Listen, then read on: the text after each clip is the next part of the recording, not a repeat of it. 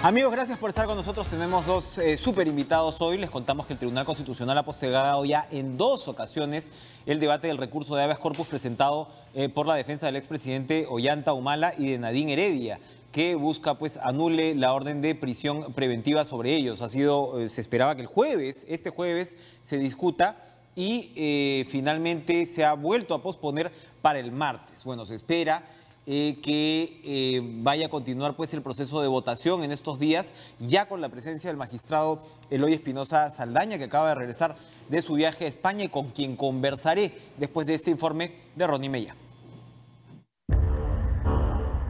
El jueves 26 de abril a las 9 de la mañana, el Tribunal Constitucional decidirá si procede o no el habeas corpus presentado por la defensa legal de Ollanta Humala y Nadine Heredia. Con ello se definirá si el exmandatario y la ex primera dama siguen su proceso en prisión o en libertad. A ambos, Humala y Heredia, se les investiga por el presunto delito de lavado de activos por aportes que habrían recibido de las empresas brasileñas OAS y Odebrecht, y además del entonces gobierno venezolano de Hugo Chávez, en las 2 campañas del Partido Nacionalista, 2006 y 2011. El 5 de abril, los magistrados debatieron por segundo día el recurso de habeas corpus. Al no llegar a un consenso, lo suspendieron y programaron para el 10 de abril. Pero tampoco llegaron a un acuerdo. Yo no voy a entrar a criticar o no el procedimiento interno del Tribunal Constitucional. No me compete, no me parece que sea correcto, pero entiendo que uno de los magistrados al que van a esperar ha dejado ya su voto. Se trataba del magistrado Eloy Espinosa, que se encontraba de vacaciones y de viaje en España. Y sería su voto el que definiría la decisión del Tribunal Constitucional este jueves 26 de abril. La decisión que ellos tomen evidentemente va a ser respetada. Ollanta Humala y Nadine Heredia han cumplido 9 de los 18 meses de prisión preventiva que ordenó el Poder Judicial. Muy bien, continuamos entonces. Le damos la bienvenida al doctor magistrado del Tribunal Constitucional Eloy Espinosa Saldaña, quien acaba de regresar de viaje. Ha sido usted muy esperado, doctor Espinosa Saldaña, y le agradecemos su presencia en el programa. Cuéntenos primero, rápidamente, ¿qué hacía en España? Bueno, yo no sé por qué he sido tan esperado. Creo que las cosas han podido resolverse sin esperarme, pero no quiero yo crear conflictos innecesarios. Estaba usted en un viaje académico, entiendo. Por supuesto. Lo mío era una cuestión académica, invitado por la Universidad de Valladolid, que ya es una cosa aprobada, incluso mis vacaciones por el Pleno para aprovechar esta invitación. Y en esa lógica dejo mi despacho al día. Hay una causa conocida que es la del expresidente Humala y su esposa, que había sido vista la causa el 21 de febrero, estábamos ya en abril, pero ante la posibilidad de que se votara dejo el voto. Creo que el reglamento no lo impedía, es más, he estado votando cosas de allí, mis colegas finalmente no quisieron aceptar esa votación, pues yo voy a la sesión donde supuestamente va a terminarse de votar esto, terminado mis vacaciones, tal como se había acordado con el Pleno. He escuchado especulaciones de lo más extrañas, llamándome todo el mundo para ver si no iba a regresar, no sé a qué sustento tenía. Hay todo un tema con los viajes en el Perú, ¿no? Es como que hay siempre un temor de que no haya pasaje de regreso, pero acá digamos que no se entendería para nada bien. Nada más, ¿cuál es el sentido de esto? Y cuénteme, para cerrar esta parte, yo sé que usted no quiere enfrentarse públicamente a sus colegas, porque sabemos que ese TC no es que sea pues muy tranquilas las discusiones hacia adentro, pero entonces, ¿por qué el presidente Blume insistió en que el reglamento obligaba a que usted estuviera presente? Porque por el otro lado usted lo que ha llegado a señalar es que es normal que se vote digitalmente o que no era necesario que estuviera presente. Bueno, para zanjar sí, porque en realidad yo creo que lo que hay que ir es a lo que corresponde en este momento en el tribunal, que es explicar qué es lo que vamos a resolver y qué implicancias tiene. Entonces, acá la cosa es bien clara. Yo he votado 16.000 causas en 3 años. 16.000 causas. Entonces, si hubiera tenido, Enrique, que a los que nos están escuchando, sentado para votar con mis 6 colegas todo el tiempo, probablemente no hubiera ni comido ni dormido y en mi caso hubiera tenido que dejar una postal para que se acuerden de mí. ¿Es normal entonces que se vote? El 95% de los casos basan despacho por despacho las propuestas o se votan digitalmente. Ajá. Entonces, es más, Bien. a mí se me mandaron casos importantes, incluso ya publicados, para ratificarme mi voto. Que cada cual explique por qué en este caso, cuando incluso se me mandó la ponencia, no solo la ponencia oficial, sino la ponencia alterna, entonces, ¿para qué me mandaron las ponencias y no se votaron? Yo lo dejo allí. Yo estoy dispuesto a cumplir con mi responsabilidad como magistrado y asumir el sentido de mi voto, guste o no guste. Hay trascendidos en la prensa sobre que el voto estaba 3-3, ¿no?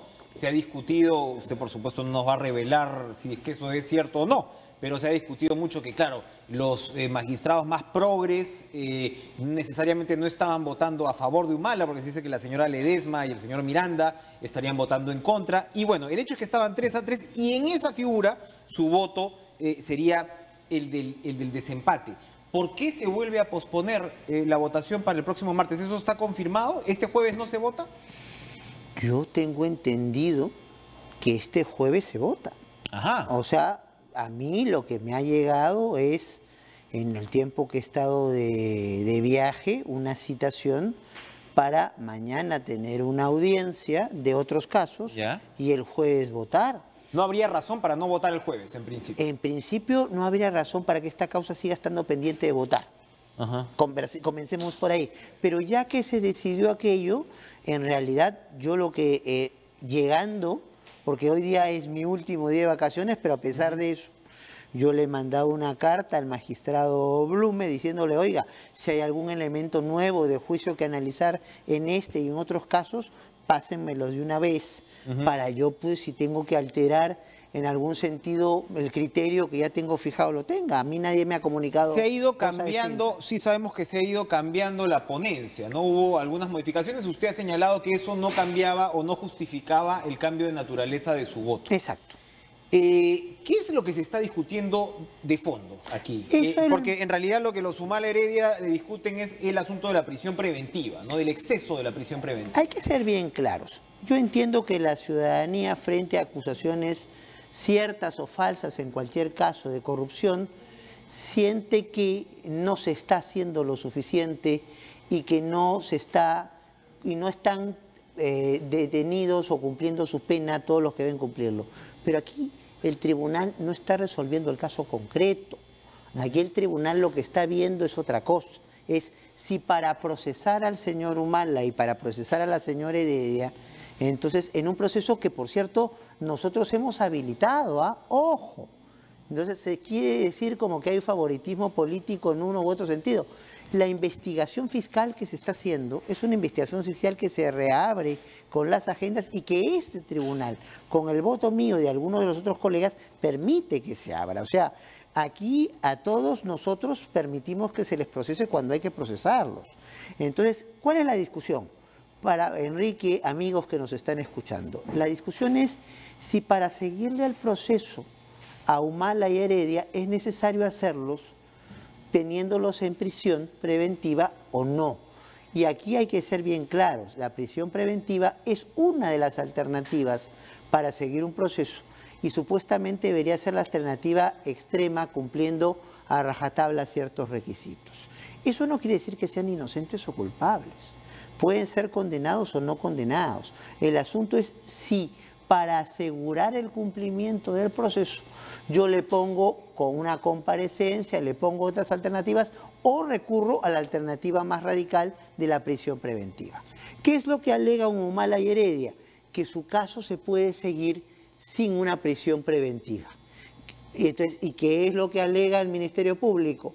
Y entonces que era indispensable una prisión preventiva en este caso. ¿El TC ha emitido algún pronunciamiento, tiene algún tipo de antecedente con respecto a lo que se podría considerar el exceso de prisión preventiva? Que hay organizaciones internacionales que lo señalan en el caso del Perú. Bueno, en el caso no solo del Perú, hay un informe de la Comisión Interamericana acusando que muchas veces frente a los problemas que tenemos para armar casos o seguir procesos en los países en América Latina se ha hecho un uso abusivo de la prisión preventiva. Entonces, queda claro que hay tres elementos que se tienen que acreditar para justificar una prisión preventiva. Uno de ellos es la gravedad de la imputación que se hace, la vinculación. O sea, si me están acusando, por ejemplo, lavado de activos, o sea, ¿qué tanto mi comportamiento se está vinculado con ese problema de lavado de activos? El segundo elemento es lo que se llama el peligro procesal, o sea, finalmente, ¿cuál ha sido mi comportamiento en el proceso? He asistido a todas las audiencias, he demostrado una proclividad a facilitar que se descubran las cosas o se acrediten las cosas. Y el tercero es el riesgo de fuga. O sea, si me siguen el proceso sin cárcel, ¿voy a estar hasta el final del proceso o voy a desaparecer de circulación? Ojo, Enrique, ojo, los que nos están escuchando, los tres elementos se tienen que dar. No es que se dé uno, los otros... No. Tienen que estar los tres. Eso es muy importante. Así es, porque finalmente, entonces, si yo no reúno los tres elementos, puedo seguir con alguna restricción, puedo hacer comparecencia restringida, puedo hay medidas, hay una gama de... Hay una gama de medidas. Para usar esta, que es la más radical, tienen que estar los tres elementos. ¿Qué pasa cuando un fiscal como el señor Rafael Vela, coordinador, ¿no?, de los fiscales de lavado de activos, dice, por ejemplo, alude al caso del capitán Carlos, donde habría habido, según él, un intento de compra de testigos? No le voy a pedir la opinión puntual sobre su voto, pero sí, se lo preguntaba a Duberly Rodríguez hace algunos días y él me decía, en realidad lo que se ve es que cada caso es cada caso, más o menos, me decía así. ¿Eso influye? ¿Otro caso puede influir en la, consideración? Vamos por partes. La medida cautelar, hablando en términos más sencillos para que el ciudadano entienda. Entonces, lo que es una prisión preventiva es lo que llamamos los abogados una medida cautelar, una protección para asegurar que se cumpla el resultado del proceso. Entonces, del proceso que se está siguiendo. Entonces, ahora, ¿qué pasa si en otros procesos ha habido un comportamiento que se pueda considerar discutible? ¿Lo puedo tomar en cuenta? ¿No lo puedo tomar en cuenta? Bueno, eso dependerá de cada caso en particular y cuán discutible es el comportamiento. Pero aún asumiendo que hubiera habido un comportamiento irregular en otros procesos, si no se dan los otros elementos, no hay prisión preventiva. Para que sean las tres, ¿no? Exacto, o sea, aún asumiendo que yo esté convencido que el comportamiento de alguien en un proceso no ha sido el correcto, para darle una prisión preventiva tengo que tener los otros elementos, sí o sí. Se ha trompeado metafóricamente el fiscal Vela, mientras usted estaba afuera, con el doctor Blume, ¿no? Hubo un cruce muy fuerte donde Blume ratificó o defendió los fueros de independencia del Tribunal Constitucional porque Vela había dicho que esperaba pues que el TC no se convierta pues en una suerte digamos, instancia política, donde ya hay una cantidad de jueces, dicen el Poder Judicial, que han ratificado la prisión preventiva en varias instancias. Cuéntenos, por favor, cómo funciona el Tribunal Constitucional en ese caso. Es que aquí hay que aclarar dos cosas. Autonomía. Yo creo que conozco de hace muchos años a Pablo Sánchez y que él es una persona muy respetuosa de las competencias del Tribunal Constitucional, como nosotros lo somos de las del Ministerio Público. Ahora, y que en ese sentido, lo que resuelva el tribunal en el sentido que fuera, podrá gustarle más o menos al Ministerio Público, pero que el Ministerio Público respetará las competencias del tribunal. Ahora, en ese tenor, y entonces, ¿qué es lo que hace el tribunal? El tribunal lo que trata de asegurar es que los principios, los derechos, los valores recogidos en la Constitución se protejan. Entonces, no me importa en ese sentido qué autoridad, funcionario o persona haya tomado una decisión o haya omitido tomarla, pero si eso afecta a derechos fundamentales u otros preceptos constitucionales, entonces nos corresponde pronunciarnos al respecto. Y no importa que sea una ley dictada por 130 congresistas o que sea una ordenanza municipal dictada por un municipio que pueda tener 60 concejales o que hayan pronunciado una cantidad de jueces. Y no porque el tribunal sea superior a esos jueces, a esos congresistas o a esos concejales, sino porque es la competencia del tribunal preservar la constitucionalidad de los actos.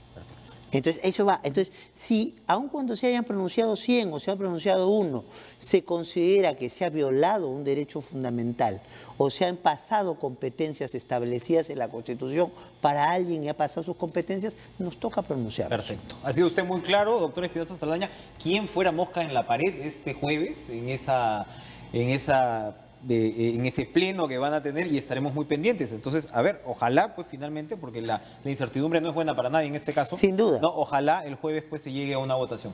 Y le agradezco otra vez por tener este último acto vacacional aquí en Cara a Cara. Gracias por estar con nosotros. Vamos a ir a una pausa y regresamos con Enrique Cornejo, precandidato a la alcaldía de Lima. No se muevan, por favor.